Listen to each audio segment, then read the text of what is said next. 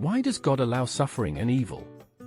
That's one of the hardest questions we face as Christians. And it's a question that feels especially raw right now after the shocking death of Charlie Kirk.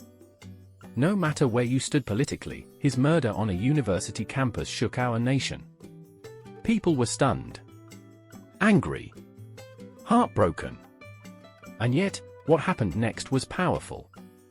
Christians across the country began to pray together, comfort one another, and even renew their faith. In the middle of tragedy, something beautiful was born, a reminder that God can bring hope out of even the darkest moments. So today, let's talk about it. Why does God allow suffering? Why does evil seem to win sometimes? And how can we, as people of faith, stand strong in the middle of it all? The reality of suffering. You know, the Bible doesn't sugarcoat suffering. From Genesis to Revelation, we see people facing pain, loss, betrayal, and tragedy. Romans 8 verse 22 says, "We know that the whole creation has been groaning as in the pains of childbirth right up to the present time." This world is broken.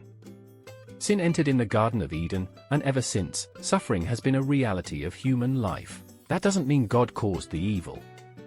But He allows us free will, and with free will comes the possibility of evil choices. Even Jesus warned us in John 16 verse 33, "In this world you will have trouble. But take heart. I have overcome the world." God never promised us a life without pain, but He did promise us His presence through it. Why God allows it? So the big question, why does God allow it? Number 1, God can bring good out of evil. Romans 8 verse 28 says, "And we know that in all things God works for the good of those who love Him, who have been called according to His purpose." Look at Joseph in Genesis. Betrayed by his brothers, thrown into prison, forgotten.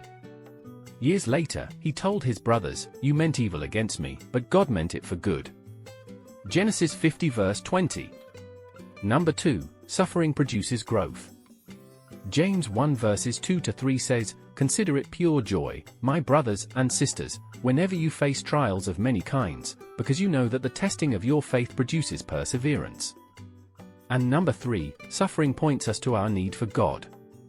Sometimes we only realize how much we need Him when everything else has been stripped away. Tragedy reminds us this world is not our final home. There is eternity with no more pain, no more tears, no more death. Revelation 21 verse 4 promises that. And that hope gives us strength today. The Christian response.